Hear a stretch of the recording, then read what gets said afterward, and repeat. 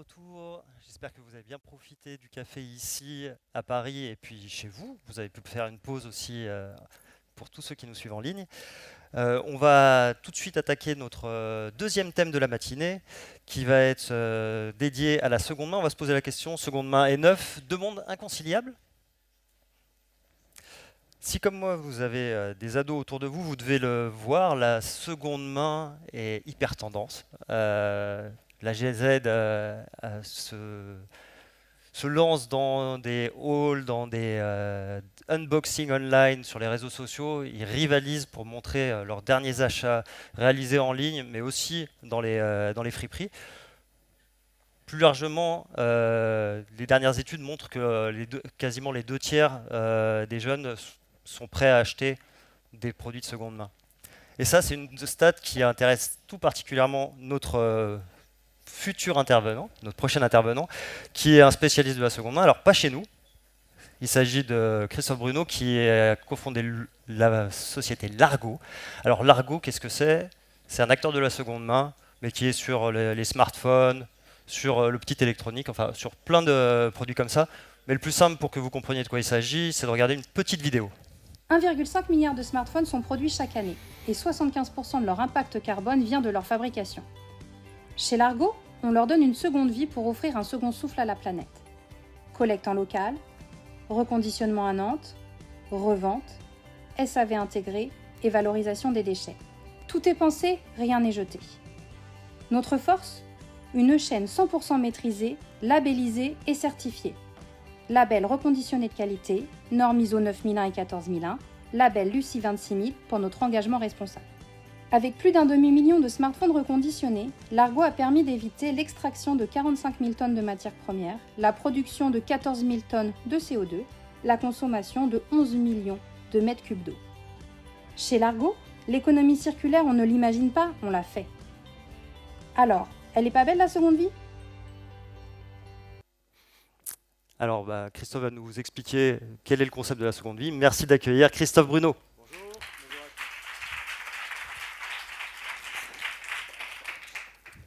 Je suis ravi d'être avec vous ce matin parce qu'on va faire une expérience. Je ne connais pas bien votre filière et moi je vais vous présenter la nôtre. Elle existe depuis une dizaine d'années et puis on a fait quand même pas mal de choses depuis ces 10 dernières années. Je vais juste remettre les éléments de contexte. Je vais revenir 10 ans en arrière. Ce petit truc-là, là, qui est dans ma poche, la marque à la pomme, je vais l'appeler la marque à la pomme. Est-ce que vous sauriez me dire si c'est un iPhone 17 ou un iPhone 13 ou un iPhone 11 ou un iPhone 12 ? Personne n'est capable de savoir ce que c'est. Pourquoi ? Parce qu'en fait, il y a 10 ans, avec Frédéric, le cofondateur de Largo, on a fait un constat, c'est qu'il n'y avait plus de rupture technologique sur les produits. À part vous rajouter des appareils photo au dos des téléphones ou avoir des processeurs de plus en plus performants, pour le commun des mortels, il y avait peu de rupture technologique. Et puis par contre, on voyait une courbe de prix de smartphones qui montait, qui montait, qui montait. Quand on regarde les prix de nos smartphones aujourd'hui, ils dépassent allègrement les 1 000 €. Pour les derniers qui sont sortis, on monte jusqu'à 2 500 €. Donc il y avait un territoire technologique. Voilà, attendez, je suis un peu en retard sur mes slides. Voilà, il y avait un territoire économique qu'on pouvait exploiter. Et il y a un marché qui commençait à se créer, on est en 2015-2016, il y a un marché qui commençait à se créer sur le Bon Coin, avec des échanges entre particuliers, et qui continuent d'ailleurs, hein, mais qui posait un problème. Le problème, c'est quand vous achetez un produit d'occasion, vous ne savez pas d'où vient le produit, s'il n'y a pas encore des données personnelles dedans, son état de santé de batterie, etc., etc. Donc nous, on a posé ce constat-là, on s'est dit, on va peut-être essayer de mettre une brique industrielle entre les deux pour rassurer le consommateur. Et c'est l'essentiel de l'enjeu de nos filières aujourd'hui, c'est rassurer le consommateur sur des produits de seconde main. Donc, les freins qu'on a eu au démarrage, c'est le reconditionné, c'est quoi? C'est un produit d'occasion. Non, c'est pas spécialement un produit d'occasion parce qu'il est passé par la main d'un industriel. Est-ce que ma batterie va tenir dans le temps? Est-ce que je suis prêt à accepter d'avoir un produit qui est déjà passé dans une main, etc., etc. Il y a plein de freins à la consommation de produits reconditionnés. Manque de standardisation. Nous, on vend des produits avec des grades cosmétiques différents. Vous allez avoir du grade A, du grade B, du grade C. Et quand on est arrivé en 2016, tout le monde voulait un produit comme neuf. Bon, par définition, un produit d'occasion, c'est pas un produit neuf. Donc on a 3 grades cosmétiques différents qu'on vend aujourd'hui, qu'on commercialise. Proche du neuf, avec des quelques rayures, et puis avec un peu et plus de choc. Mais fonctionnellement parlant, on le travaille de la même manière. C'est-à-dire que quand il passe sur nos circuits d'industrialisation, on va bien vérifier que le moteur fonctionne parfaitement, peu importe son grade cosmétique.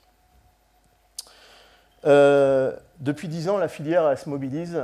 On a un syndicat maintenant qui s'occupe de nous au niveau français.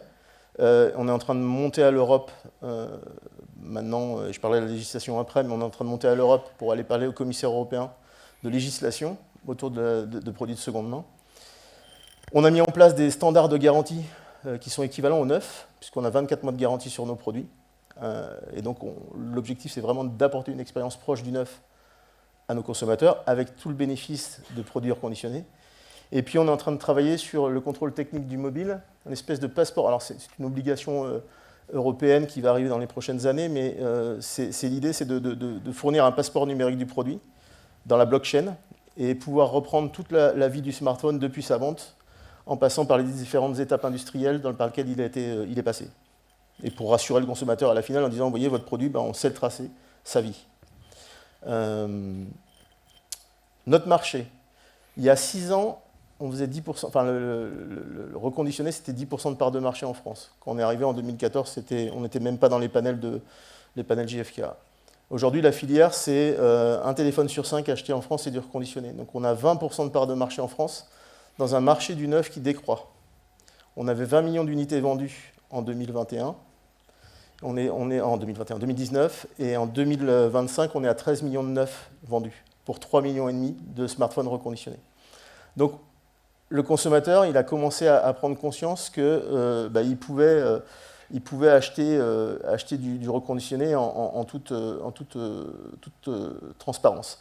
Pourquoi ? Parce qu'on a mis en place également avec la filière des labels qualité. Donc, on a le label RECU qui est porté par une association française et européenne qui s'appelle Aircube, qui est également dans la partie textile, mais qui émane d'un acteur qui s'appelle Recommerce et qui a créé ce label qui est français et européen. Donc, on a ce label-là. Et puis, nous, on a en plus voulu certifier ISO 9001, 14001. Donc, on a tout un processus industriel qui est, parce qu'on parlera de passage à l'échelle tout à l'heure, un processus industriel qui est sous contrôle d'amélioration continue avec cette norme 9001. Les défis de l'industrialisation pour bâtir et pour durer. Aujourd'hui, le cadre législatif sur la seconde main, il est inexistant. Sur notre filière, ce qui se passe aujourd'hui, c'est que nos dirigeants européens, enfin en tout cas nos commissaires européens, ils prennent les textes du neuf, ils essayent de fourrer le reconditionné dedans. Et il y a plein de choses qui ne fonctionnent pas. Par exemple, je vais vous parler d'un sujet qui s'appelle... je ne vais pas rentrer dans le détail, mais Apple avait un port qui s'appelle Lightning, qui était propriétaire pour recharger le téléphone. Il a contraint Apple à passer sur l'USB-C, et donc on n'a plus le droit de commercialiser normalement des produits avec des ports Lightning. Bon, c'est une hérésie, c'est-à-dire que le commissaire européen qui a rédigé ça, il n'a pas pensé à la seconde main, parce que nous, on travaille toujours avec 2-3 années de décalage. Donc, par exemple, ça, c'est clairement une erreur de texte, parce qu'il n'y a personne qui parle à l'Europe sur les produits de seconde main. Et j'en passe et des meilleurs. Donc l'idée, c'est d'aller parler aux commissaires européens pour créer un cadre législatif autour de la seconde main, mais pas que sur la partie filière électronique. Il faut que l'ensemble des filières aujourd'hui aillent parler à l'Europe, parce qu'ils ne comprennent pas ce qu'on fait. Enfin, sur la partie économie circulaire, ils ne savent pas ce qu'on fait. Donc il y a besoin, les enjeux législatifs sont là-haut. Les enjeux de fiscalité et de compétitivité. Olivier parlait de Chine tout à l'heure. Nous, on a les mêmes problématiques, essentiellement sur la partie place digitale, enfin tous les marketplaces, où on a des acteurs étrangers qui vendent des produits qui sont reconditionnés à l'autre bout de la planète, sur des plateformes numériques et qui ne s'acquittent pas de la TVA. Donc il y a un enjeu de TVA sur les plateformes numériques parce que l'État est incapable d'aller chercher la TVA à Shenzhen ou dans d'autres pays. C'est un manque à gagner énorme. On cherche de l'argent partout. Par exemple, si on pouvait commencer à dire au marketplace de collecter la TVA pour le compte de l'État, ça serait un beau sujet. Les enjeux de fiscalité, je vous entendais parler de TVA verte tout à l'heure, c'est pareil, pour dynamiser la seconde main, mais il faudrait qu'on arrive à s'entendre avec l'Europe sur une TVA verte qui serait de l'ordre de 5,5%, donc c'est ce qu'on milite en tout cas, pour créer un décalage entre le neuf et la seconde main. La sécurisation des approvisionnements, alors on est, sur ce sujet-là, on n'est pas du tout sur les mêmes enjeux. Vous avez des volumes importants de collecte, et vous cherchez plutôt à savoir ce que vous allez faire de ces volumes. Nous, on a un problème, on a un défaut de sourcing. C'est-à-dire qu'en France et en Europe, plus largement, 20% des produits, enfin, la collecte de produits de smartphones, elle ne couvre que 20% des besoins européens. Donc qu'est-ce qu'on fait? On est obligé d'aller acheter des produits à l'étranger. On travaille énormément avec les États-Unis parce qu'ils ont un système de consommation énorme et donc des volumes de produits qui arrivent en seconde main. Donc on travaille avec des brokers internationaux et on source ces produits aux États-Unis essentiellement et on les fait venir en France pour les reconditionner. Alors ce n'est pas vertueux, mais on n'a pas le choix pour pouvoir couvrir les besoins du marché. Donc là, on n'est pas sur les mêmes enjeux. Nous, on n'a pas assez de collecte en Europe. Les filières ne sont pas assez organisées pour collecter les produits. Ce n'est pas rentré dans l'esprit des consommateurs d'aller vendre son téléphone, alors même si ça commence un petit peu, mais au même titre qu'une voiture, par exemple. Ça commence, mais ça ne couvre pas tous les besoins. Et puis toute la partie mode industriel, ça, moi, je mettrais mode industriel et modèle économique. Alors c'est un vaste sujet. Sur la partie... attendez, je sais pas si ça ne veut pas avancer. Si. Ouais, ça, je verrai ça après. Sur la partie industrielle, donc nous, on a une usine à Nantes qui est capable de traiter à peu près 20 000 pièces par mois. On fait 20 000 téléphones par mois, on a commercialisé 1,5 million de smartphones depuis la création de l'entreprise. Et tout ce passage à l'échelle, il est extrêmement compliqué. Pourquoi? Parce qu'on vit dans une économie linéaire depuis des années. Et cette économie linéaire, elle est assez confortable et assez simple à réaliser puisqu'on achète de la matière première, on transforme le produit et on le vend. Et le modèle économique, il est assez simple puisqu'on calcule nos marges, nos coûts de revient, etc. etc. Sur la partie économie circulaire, c'est plus complexe. Chaque produit que je vais acheter, déjà je vais l'acheter dans des circuits différents, au broker aux États-Unis ou sur des collectes. Et chaque modèle, chaque appareil a eu une vie et des réparations différentes. Donc, comment on parle d'industrialiser un produit qui est unique à chaque fois? C'est compliqué. Donc en fait, on a mis en place pas mal ça fait 10 ans qu'on travaille sur le sujet. En fait, on a pas mal d'outils de business intelligence aujourd'hui qui nous permettent de traiter la data et on la traite aussi bien à l'achat qu'à la production, qu'à la revente. Ça oriente, la machine oriente nos flux de vente en fonction des canaux et de l'optimisation des marges. Donc on est en train de travailler également à l'installation d'intelligence artificielle dans ces business models d'intelligence pour améliorer nos marges. Donc on a réussi à créer un parcours industriel, donc on arrive à traiter du volume. Et puis la deuxième étape, c'est de réussir à créer de la marge et de la valeur à la revente avec des modèles de business intelligence et de l'IA à l'intérieur. Et enfin, sur la partie RSE, pour vous donner quelques informations, je serai un peu en avance, il faut à peu près 200 kg de matière première pour produire un smartphone neuf qui pèse 300 grammes. Donc vous imaginez 1,5 milliard de smartphones, c'est juste énorme et on arrache beaucoup de matières premières à la planète. Un smartphone reconditionné, c'est 8 fois moins polluant qu'un neuf. On fait une économie d'à peu près de 100 kg de matières premières par rapport à un smartphone neuf. Et on n'émet que 25 kg de CO2 versus 90 en moyenne pour un smartphone neuf. Donc, d'un point de vue environnemental, on a un modèle qui tient la route. Maintenant, ce qu'il faut qu'on arrive à faire, c'est faire changer les modes de consommation. Donc ça, on a quand même réussi, parce que moi j'estime qu'avec 20% de part de marché, c'est un beau début déjà. Donc, en tout cas, 20% de part de marché, il y a un vrai succès. On va continuer à le développer avec la filière et puis nos partenaires et confrères. On pense qu'on peut arriver à des ratios de 1 produit sur 2 d'ici une quinzaine d'années. Pourquoi? Parce que déjà, les prix des smartphones coûtent de plus en plus cher, il n'y a plus de rupture technologique, tout ce que je disais avant, et donc on arrive à faire entrer dans l'esprit des gens. Et un point important aussi, je vous parlais de grade cosmétique tout à l'heure, je reviens sur ce sujet-là, on arrive à vendre de plus en plus de produits avec une cosmétique un peu dégradée. Là où on vendait quasiment 100% de produits en grade A proche du neuf, aujourd'hui on vend 50% de nos produits en grade B. Donc, c'est-à-dire qu'il y a une acceptabilité du client aussi à avoir un produit un peu abîmé, mais qui fonctionne parfaitement. Donc ça, c'est plutôt pas mal. On est en train de gagner des combats au fur et à mesure des années qui passent. Voilà. Mais donc, on a des enjeux communs. Peu importe les filières, on a des enjeux communs et puis des combats à mener ensemble. Merci Christophe.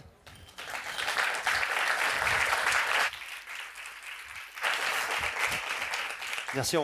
C'est passionnant parce qu'on voit que vous avancez sur des sujets. Merci d'avoir partagé les détails sur l'industrie aussi et comment vous la faites évoluer, les enjeux que vous avez, parce que vous n'êtes pas au bout du chemin. On a bien compris qu'il y avait encore pas mal de choses à faire. Okay. Merci Christophe. Merci beaucoup. Bonne journée. Merci. Par ici. Merci. Donc, c'est vraiment intéressant qu'on le voit. Je rappelle quand même un objectif de 50% du marché. Ça laisse à penser qu'il y a encore pas mal de projets à mener pour ce secteur d'activité-là. Je sens qu'il y a un peu de tension aussi là. Qu'est-ce qui va se passer si on a plus de neuf, que tout le monde achète 50%, 60%, 70% de produits en seconde main? Comment on va faire? Alors, on va faire un petit jeu, encore une fois. Je vais vous demander, là, en ligne, ici dans la salle, vous pensez aujourd'hui quelle est la part de seconde main dans la consommation globale de textiles et chaussures en France? On parle de volume. Petit A, 3%. Petit B, 7,4%. Petit B, 12%. Alors en ligne, vous pouvez voter et on va commencer dans la salle. Levez la main, ceux qui pensent pour le A, 3%. Quelques-uns, merci pour l'éclairage. D'accord, B, 7,4%. C'est pas mal. Et 12%, C. Donc on est principalement sur du B et le C est pas mal. Est-ce qu'on peut avoir en régie les résultats en ligne? Alors, donc, c'est bien équilibré. Près d'un tiers pense que c'est 3%. Vous êtes 45% à 7,4% et 23% pour 12%. Donc maintenant, voyons qui a raison. Oh, bravo les B. Félicitations, vous étiez quand même plutôt dans la réalité du marché. Tout ça pour dire qu'on n'est pas encore au niveau des smartphones, mais que c'est quand même pas un petit marché. Et puis surtout, chez iFashion, ils collectent des centaines de millions de tonnes de produits. Donc, qu'est-ce qui se passe avec ces millions de tonnes de produits? C'est aussi des opportunités probablement pour vos business models futurs, déjà engagés. Du coup, c'est ce qu'on va voir avec notre table ronde. Je vous remercie d'accueillir, pour aborder ces sujets de la seconde main, Adèle Rings, responsable réemploi de Refashion. Merci. Allez-y, applaudissez. Samuel Massé, responsable durabilité France d'Inditex. Isabelle Desfontaines, directrice RSE du groupe ERAM. Alors ERAM, c'est Gémeaux, c'est Bocage, c'est TBS. Et puis Mathieu Giovannone, Tissons la solidarité, donc un réseau de l'économie sociale et solidaire. On va les applaudir pour qu'ils arrivent sur scène.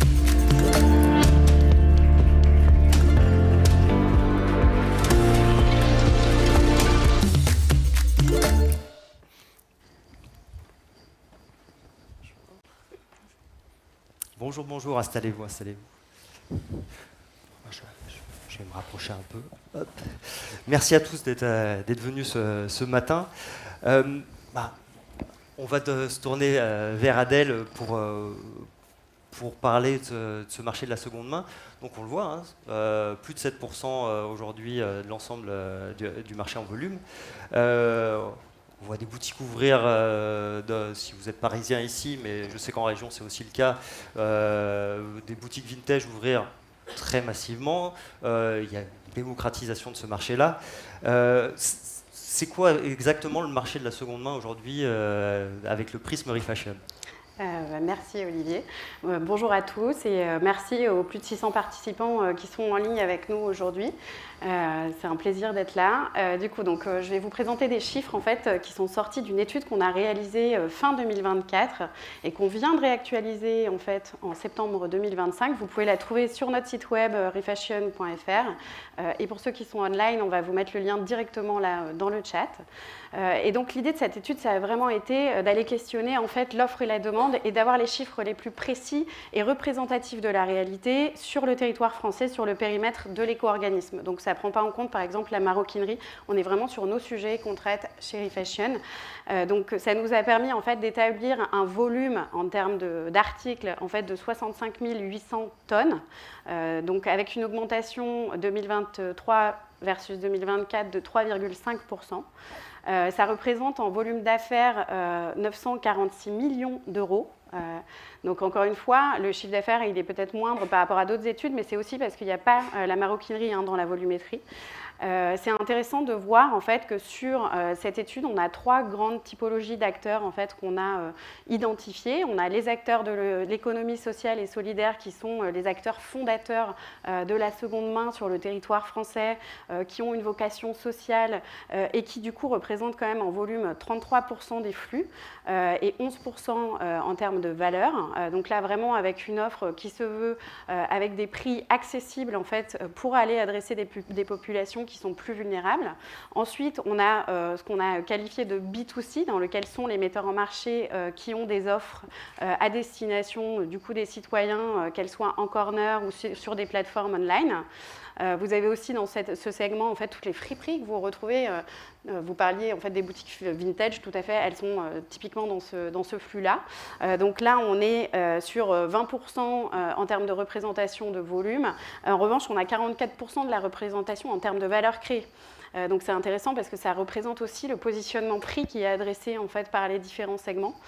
Et enfin, on a le secteur du C2C donc, qui en fait, émeut tout le monde et dont on parle beaucoup plus en fait, depuis quelques années au titre de Vinted, qui en fait, a la plus grosse part de marché en termes de volume, donc c'est 47% et 45% en termes de valeur.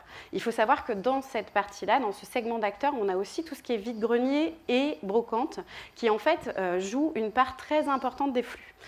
Donc c'est intéressant, on a vu tout à l'heure la part de marché globale par rapport à la consommation des vêtements, 7,4%. Entre guillemets, excusez-moi, mais c'est que chi. En revanche, au UK, ils sont à 10%, c'est pas non plus inatteignable. Et surtout, ça démontre quelque chose, c'est qu'on a des opportunités devant nous qui sont énormes.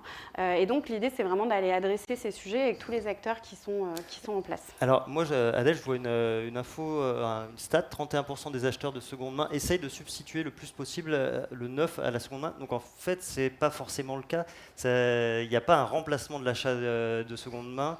Le neuf n'est pas remplacé par la seconde main, c'est ça? Non. Alors déjà, on n'a qu'un tiers des Français qui achètent de la seconde main, donc un public à convaincre, notamment sur des sujets d'hygiène et d'offres, parce qu'il faut qu'on arrive à atteindre une désirabilité en fait, en magasin qui va être au niveau du neuf pour convaincre. Mais au-delà, effectivement, sur les gens qui consomment, on n'en a que 31% qui vont se dire « Ok, là j'ai besoin d'un pull, je vais aller l'acheter de seconde main plutôt que d'aller l'acheter neuf ». La plupart des consommateurs, en fait, achètent en cumulé. Et parfois achètent plus parce qu'ils achètent de la seconde main. Il y en a 42% qui disent acheter plus parce que c'est de la seconde main et qu'ils ont une conscience un peu allégée de l'empreinte environnementale de leurs actions. Et donc, du coup, on a vraiment un axe très important et majeur de pédagogie et d'accompagnement des citoyens à faire pour faire en sorte que les seuls 4% des citoyens qui se disent exclusifs seconde main, en fait, augmentent et puissent vraiment avoir un impact environnemental qui soit intelligent et qui réduise l'impact environnemental. Alors moi, j'ai entendu que Christophe de chez Largo, là, l'un des enjeux pour lui, c'est de créer de la marge et de la valeur. Les business models, ils ne sont pas encore établis sur la seconde main. Alors effectivement, on est dans une étape de défrichage, clairement, depuis pas mal d'années, parce que vous verrez qu'avec les acteurs qui m'accompagnent aujourd'hui autour de la table, et beaucoup d'entre vous d'ailleurs dans la salle, vous avez déjà mis en place des initiatives sur la seconde main depuis plus de 10 ans pour certains. Et donc, on est encore dans une phase où en fait, on doit construire. Et ce matin, moi, Gaspard Koenig, il m'a beaucoup touchée avec 2 mots, la notion d'inventivité et d'itération. En fait, je dis toujours que ce qui est vrai dans la seconde main chez Refashion aujourd'hui n'est pas vrai pour demain, parce qu'en fait, on se doit de réinventer la feuille de route chaque jour et de partir d'une page blanche pour trouver des modèles économiques rentables. Vous avez autour de la table des acteurs qui ont beaucoup tâtonné, donc on va rentrer dans le dur, c'est intéressant. Et il faut savoir, il y a des acteurs rentables. Il n'y en a pas beaucoup. Il y en a dans les secteurs plus conventionnels comme dans l'économie sociale et solidaire. Ça existe. Donc maintenant, la question, c'est comment on met tout le monde autour de la table pour décupler ça. Samuel, vous, chez Inditex, vous n'avez pas opté pour une offre seconde main en magasin. Par contre, vous abordez ce sujet d'une manière différente. Est-ce que vous pouvez m'expliquer pourquoi vous n'avez pas choisi ça? C'était les questions de coût ou il y a autre chose derrière dans l'approche Inditex? Alors nous, dans notre approche, on a décidé de mettre en place un service qui est à destination de nos clients. L'objectif principal, c'est d'allonger la durée de vie du vêtement. Donc pour ça, il y a 3 services. Le premier service, donc du coup, c'est une plateforme de seconde main qui s'appelle Zara Pre-Owned. Tout est sous le nom Zara Pre-Owned, mais Zara Pre-Owned, donc du coup, propose aux clients de vendre leurs articles. Les articles sont directement repérés grâce au code barre, donc ça permet de faciliter la création et que les articles soient en vente. Donc ça, c'est une vente qui est du C2C voilà. De notre côté. Donc voilà, on propose ce service-là, c'est un service en plus dans notre offre. Ensuite, sur le côté, on a la partie réparation aussi qu'on a souhaité mettre en avant. Donc nous, on est labellisé avec Refashion et on propose la réparation aussi bien en ligne qu'en magasin. Donc là, c'est aussi un point important pour allonger la durée de vie des vêtements. Et après, nous, sur la partie seconde main, on est sur un système de donation. Donc nous, c'était le système tel qu'il a été pensé initialement. Donc on a un système de donation. Donc les clients peuvent donner aussi bien en ligne qu'en magasin. C'est un point important parce qu'on peut venir collecter chez vous. C'est quand même quelque chose d'assez innovant. Donc on propose de venir collecter chez les gens. Et sur la partie du coup donation, nous on a souhaité avoir des partenariats avec des acteurs qui étaient déjà experts, engagés sur le domaine. Et c'est pour ça qu'on a mis en place un système de zéro exportation. L'objectif c'est qu'aucun produit ne sorte du territoire français, qu'on garde la valeur sur le territoire français. Et c'est pour ça qu'on travaille avec Tissons de la Solidarité depuis maintenant. Enfin, voilà. On va revenir sur votre travail ensemble. Ouais. Mais justement, le zéro export, c'est pas simple non plus à mettre en place. Non, bien sûr. Au début, on n'avait pas de solution pour tout. Donc, il fallait réfléchir, il fallait se creuser les méninges. L'objectif, c'était de trouver des solutions. Donc, travailler avec Tissons, mais aussi travailler avec d'autres personnes, des industriels, d'autres personnes sur la chaîne de valeur qui puissent nous aider sur le recyclage, sur le downcycling. Donc on a cherché des acteurs en France sur tout ça et ça existe et donc toutes les solutions sont là. D'accord. Isabelle, vous chez RAM, vous avez tâtonné, je pense que ça fait partie, et vous tâtonnez toujours, et éprouvé plusieurs modèles. Vous les avez testés d'abord sur le textile, la seconde main, et puis aujourd'hui vous l'avez un peu mis de côté et vous êtes sur la chaussure. Vous pouvez nous expliquer un peu quelle est la démarche au sein du groupe? Alors, Groupe Eram est connu pour un groupe de marques de mode. On a 9 marques de mode, mais historiquement, on est avant tout des industriels et des cordonniers. Et je reviens aussi à l'intervention de tout à l'heure, où en effet, il va falloir qu'on concilie industrie et commerce et clients, parce que demain, sans l'industrie, on ne pourra pas faire de la seconde main et on ne pourra pas faire de l'économie circulaire. Donc on a essayé, avant le textile, on a essayé la chaussure avec la location de chaussures. Bocage a été la première marque en 2018 à lancer la location de chaussures. Je ne sais pas si certains d'entre vous l'ont testé. Testé, c'est bien. Et du coup, cette location de chaussures, donc quand vous louez votre chaussure 2 mois, à un prix de 30 euros par mois, et au bout de 2 mois, on la reconditionne. Donc là, ça a été des phases d'apprentissage. On le faisait d'abord qu'avec nos marques, qu'avec Bocage, puisque pour maîtriser, on maîtrisait un peu la fabrication, les composants, etc.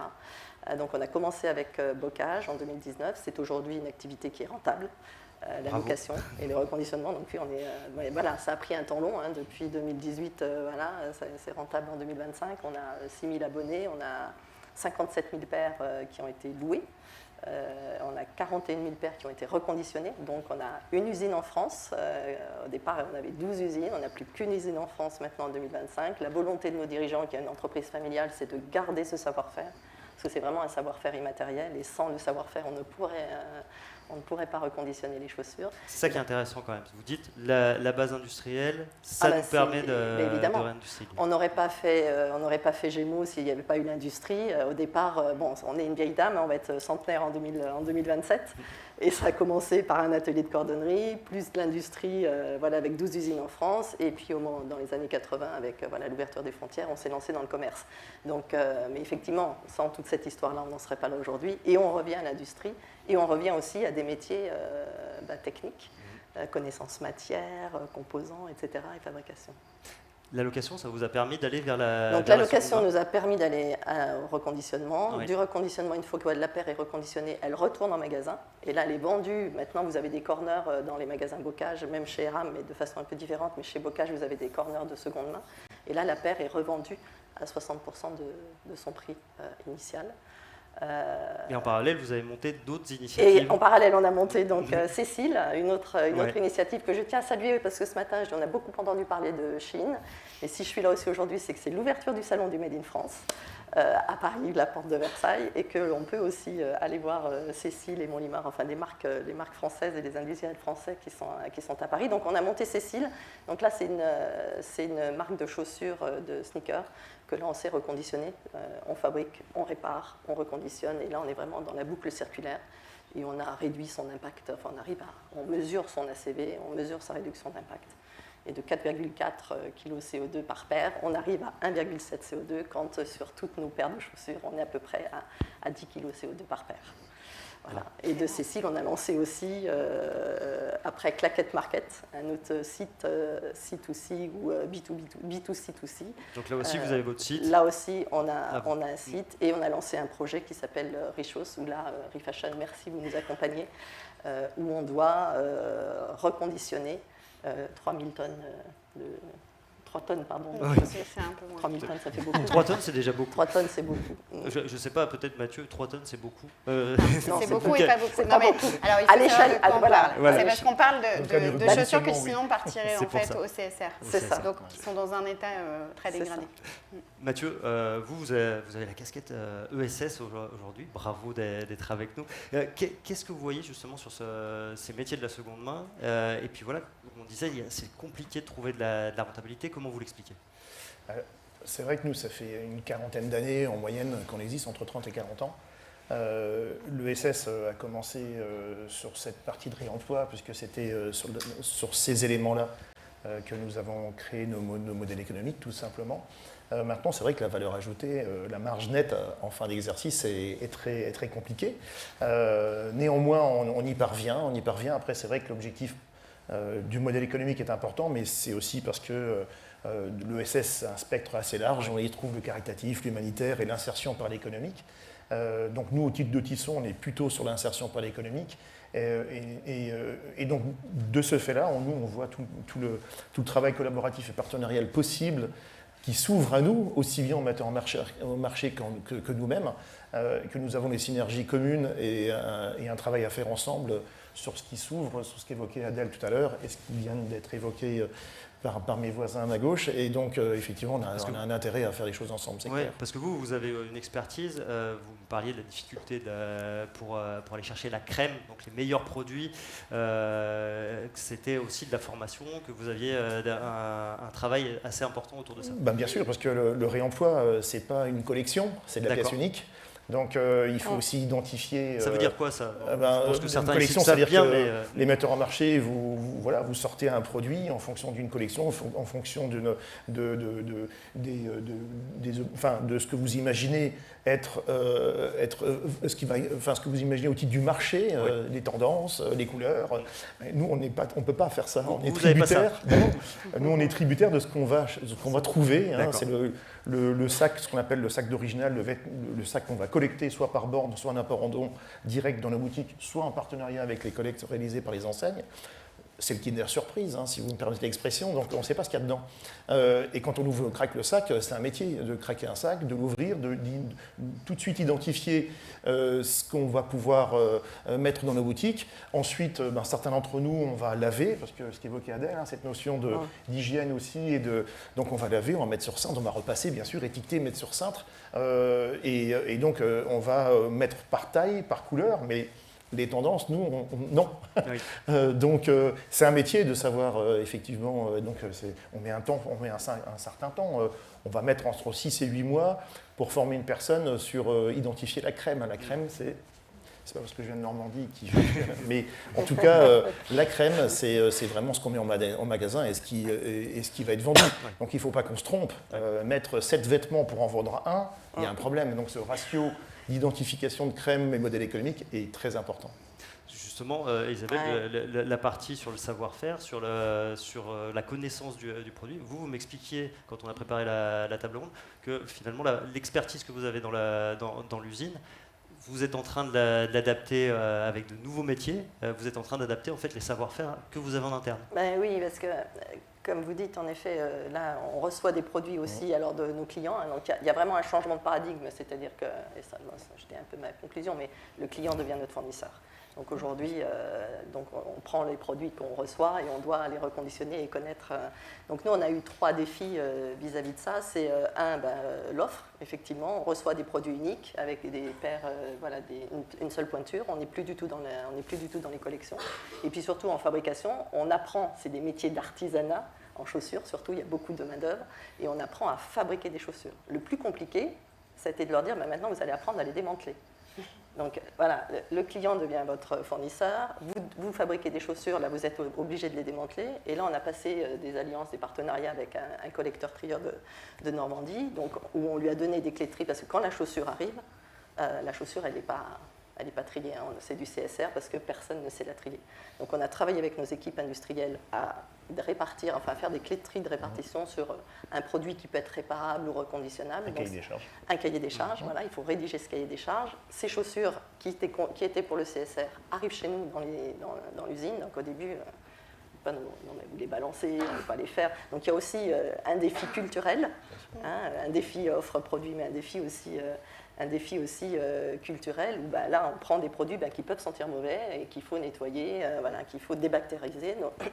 Donc là, on a développé on a déposé un brevet sur la débactérisation des chaussures. C'est ça, c'est que ça demande aussi de l'innovation. Il y a du savoir-faire et il y a de l'innovation. Ça demande à changer les lignes de production, c'est-à-dire qu'aujourd'hui, on ne fait plus 3000 paires de production sur des lignes de production. Hein. Il y a de la production, automatisée un peu, il y a des lignes de réparation, il y a des lignes de reconditionnement. Et puis, il y a un 3e pilier aussi, au-delà de l'offre et ce défi culturel, mais il y a un défi aussi économique. C'est-à-dire qu'aujourd'hui, on était industriel de la chaussure, maintenant, il faut qu'on soit artisan industriel. Je dirais artisan, il faut garder ce savoir-faire technique de la chaussure, mais industriel, il faut qu'on réponde à des coûts industriels. Enfin, donc ça veut dire que vous soyez compétitif à la fin avec le produit qui est proposé au client. Donc là, aujourd'hui, on sait que pour qu'une chaussure puisse se revendre aussi en magasin ou sur des sites, parce qu'il y a le consommateur derrière qui ne veut pas non plus mettre dans le prix moyen qui se vend sur nos sites marchands ou ce qu'on a pu regarder sur Vinted ou d'autres, c'est 29 € pour une chaussure reconditionnée. Donc même si on l'achète 1,50 € le kilo chez notre collecteur, il faut qu'on les nettoie, les trie, on a 15 minutes, pas plus, de temps de réparation sur de la main-d'œuvre française. Et puis après, il y a les composants, il y a l'expédition, etc., etc. Donc dans le côté artisan industriel, c'est ça aussi qui est difficile à trouver dans le modèle économique. Oui, on voit qu'il y a encore pas mal de tests à faire, d'innovation. C'est génial parce qu'on est vraiment en phase d'apprentissage, c'est super intéressant, effectivement. Mais oui, c'est... Tous les deux, vous explorez aussi ensemble de nouvelles façons de faire. Samuel, est-ce que vous pouvez nous expliquer, vous, qu'est-ce qui vous a intéressé justement de travailler avec Tissons la Solidarité ? Alors si on prend la genèse, ça fait pas mal d'années qu'on travaille avec Tissons la Solidarité, mais avant on travaillait sur d'autres pans. Donc nous on était sur la partie donation de fin de collection, où Tisson fait un gros travail sur l'upcycling et la revente dans ses boutiques. Donc il y avait un gros travail qui a été fait là-dessus. Sur les dernières années, on a aussi permis à des personnes qui travaillaient dans des boutiques de Tissons la Solidarité de travailler chez nous. Donc voilà, on voit qu'il y a des pans un peu sur tous les aspects, aussi bien environnementaux que sociaux. Donc ça, c'était super. En plus, au niveau expérience client, on avait des très bons retours. Donc, concrètement, vous leur envoyez tout ce que vous collectez dans votre système de collecte, c'est ça ? Exactement. Les donations, nous, on les centralise. L'ensemble est parti. Voilà, Tissons la Solidarité est le premier acteur qui reçoit la marchandise. Et son objectif, c'est d'écrémer. Voilà, cette première partie d'écrémage est très importante. C'est un succès parce qu'on a vu que sur les opérations, on est à plus de 30% de crème, donc revendue directement sur le territoire français, ce qui ne sont pas du tout les chiffres communément communiqués à l'heure actuelle. Donc sur cette partie-là, il y a cette partie de premier tri. Nous, on a aussi un cahier des charges, le cahier des charges qui permet à la suite, sur les autres parties qui ne sont pas de la crème, de pouvoir lancer le recyclage. Donc nous, c'est un premier tri qui nous permet, avec les autres acteurs après, d'intégrer du recyclage, de créer des nouvelles fibres et voilà, de limiter notre Donc vous notre faites impact. déjà un travail de qualité sur ces matières-là, c'est ça? Exactement, exactement. Le but, c'est vraiment de mutualiser. Ce cahier des charges nous permet de sélectionner les matières qui sont importantes et de refaire des fibres qui vont dans nos magasins après, en production. Chez vous, Tissons la solidarité, qu'est-ce que ça change dans votre façon de travailler, d'avoir cette relation directe et puis un partenariat finalement avec un groupe comme Inditex? Ça change dans le sens où effectivement nous on est ravis de pouvoir travailler avec les metteurs en marché, c'est ce qu'on souhaite depuis très longtemps et merci beaucoup en tout cas. Ça change aussi, parce que pour nous c'était aussi important, outre ce qu'évoquait Samuel sur la notion de passerelle entre le fait que vous pouvez aussi embaucher nos salariés qu'on va former, hein, bien sûr, à la vente, à la couture et à la mise en rayon. Et donc, ça change aussi pour nous parce que, je ne vous cache pas qu'on craint que les enseignes se disent, ce qu'évoquait Adèle en préambule, vont aller faire aussi de la seconde main. Donc, ça veut dire que nous, on va se retrouver à être privés de matières de qualité, à vendre dans nos boutiques. Donc, on s'est dit, non, on n'a surtout pas envie d'avoir deux mondes qui s'opposent. Absolument pas, ce n'est pas du tout ce qu'on souhaite. On a plutôt intérêt à travailler ensemble, puisque cette compétence d'écrémage, nous on l'a depuis 30-40 ans, voire même plus pour certains. Et donc effectivement, on a des choses à faire ensemble, la preuve, et ça fonctionne. Ouais. Je vais vous demander maintenant, savoir un peu quelles sont vos attentes pour les prochains mois, qu'est-ce que vous voyez comme opportunité, puis pour les uns les autres, les prochaines étapes de ces projets. Mathieu, qu'est-ce qui est à venir dans les prochaines étapes pour Tissons la solidarité? Les prochaines étapes, nous, ce qui nous importe vraiment, c'est effectivement que le modèle qui est celui aujourd'hui qui existe vienne à être modifié le plus rapidement possible pour qu'on puisse faire le volume, traiter le volume en tout cas, qui est mis sur le marché en France, parce que techniquement on sait faire, tous les travaux de recherche et développement démontrent qu'on est capable de faire. Maintenant, il faut que l'industrie se mette en place, au niveau du recyclage, j'entends bien sûr, puisque ce qu'évoquait Samuel sur la partie, alors ce qu'on va pouvoir faire au titre du réemploi, on sait faire, mais qu'est-ce qu'on fait du reste? Et le reste, aujourd'hui, ça ne part pas à l'export. En tout cas, on est aussi fervent défenseur de cette stratégie et de rester franco-européen, on va dire, et de pouvoir faire du recyclage en France. Donc, moi, j'aspire qu'à ça, qu'au cours des 30 prochains mois, on puisse aller rapidement sur cette partie-là, puisqu'on entend, au travers des médias, vous avez tous entendu, vu la communication qui est faite des montagnes de vêtements, on ne sait pas quoi en faire. Alors je rassure tout de suite, on a un éco-organisme en France depuis 2008 déjà, ce qui n'est pas le cas de tous les autres pays au monde, il faut juste le rappeler aussi, et que justement on a envie aujourd'hui de changer de modèle, puisqu'on voit bien que les sports c'est un peu compliqué pour plein de raisons pour lesquelles je ne vais pas aborder le sujet maintenant, parce que ce n'est pas le débat. Mais néanmoins, il faut qu'on trouve des solutions. Les solutions techniques, on les a. Il faut juste que l'industrie puisse se mettre en place. Et pour qu'elle puisse se mettre en place, il faut sécuriser ce nouveau modèle qui va arriver. Bien compris. Isabelle, chez RAM? Chez RAM, notre rêve, c'est l'économie circulaire. C'est-à-dire que la seconde vie ou la seconde main, c'est une chose, mais il y a la troisième, la quatrième et il y a la fin de vie du produit. Donc jusqu'à là, la seconde main, on va avoir le même problème dans 5 ans, parce que qu'est-ce qu'on fait de la seconde main? La première main, bref, en tous les cas, on est dans une vraie transformation des business models. Tout à l'heure, on disait, oui, il faut qu'on se transforme. Il faut qu'on ose, et c'est ce qu'on a fait, et ce qu'on a arrêté par exemple sur le textile. On a essayé la seconde main en textile. Pour nous, on n'a pas trouvé le business model, donc on l'a stoppé, mais on l'a testé. Donc, voilà, quand on est chez Gémeaux, c'est pas facile d'avoir de la seconde main avec de la première main au même prix. Par contre, on continue sur la chaussure, parce que là, il y a un vrai savoir-faire, et c'est encore plus technique, et on a la chance, encore une fois, d'avoir cette industrie. Et puis, il faut passer de la mode au mode de vie, c'est-à-dire qu'il ne faut pas oublier non plus le consommateur. Aujourd'hui, on n'est pas du tout attendu sur ces sujets-là. La seconde main textile, elle est lancée, on voit bien les prix, on voit bien l'appétence pour Chine, etc. Donc nous, il faut qu'on arrive aussi à créer des récits, des histoires, à influencer aussi avec nos marques, à créer de la valeur ajoutée, à redonner de la réassurance, de la confiance aussi dans nos marques, quoi. Ça, c'est vraiment... voilà, donc... Et puis cet artisan industriel, comme je disais tout à l'heure. Samuel, vous avez un peu essuyé les plâtres presque en France sur ce type de collaboration, mais je crois que ça doit aller plus loin chez Inditex. Nous, on est très contents de cette collaboration. Ça nous permet d'explorer des nouvelles pistes, effectivement. Le Tisson de la Solidarité travaille sur tout le territoire français, c'est morcelé, ça nous permet de centraliser les gisements, de nous travailler sur le recyclage textile qui nous est cher. Et puis, eux, c'est les spécialistes, c'est ceux qui s'y connaissent le mieux, qui savent comment revendre cette marchandise. Donc, on est très contents et puis ça ouvre des nouvelles perspectives, en effet. Ouais. Vous regardez pour trouver des partenaires sur d'autres marchés? Le but, c'est d'explorer le maximum avec Tisson la Solidarité. Ouais. On verra pour la suite. Ouais. Super intéressant. Merci en tout cas à tous les trois. Moi, je retiens plusieurs éléments quand même de tout ce que vous nous avez dit. Il reste là quand même la difficulté du modèle économique. Ah bah ça, oui. c'est, Comme je dis, on ne peut pas faire de verre si on est dans le rouge. Voilà. Mais c'est une réalité. Mais malgré tout, vous êtes tous hyper engagés. Vous dites il faut tester des choses, on avance. Donc ça, c'est quand même assez encourageant, moi je trouve. Ça donne de l'espoir. J'ai entendu quand même Largo qui a des objectifs de 50%. Moi je trouve ça génial. Donc il y a quand même un dynamisme, des nouveaux métiers aussi, des modèles à inventer. Donc il y a plein de choses encourageantes dans tout ce que vous nous avez dit. Je pense que voilà, il y a une question de mutation de ce que vous nous mettez sur la table, c'est qu'il y a une mutation et il faut participer pour pas rater le coche en fait de ce qui va se passer demain. Je reprends ce que vous disiez sur les matières. On comprend bien aussi que pour certains acteurs, ça permet aussi de sécuriser peut-être demain le sourcing de matières recyclées.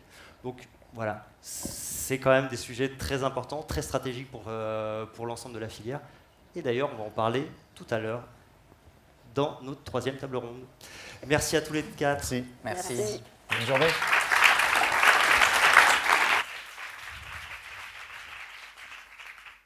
Merci.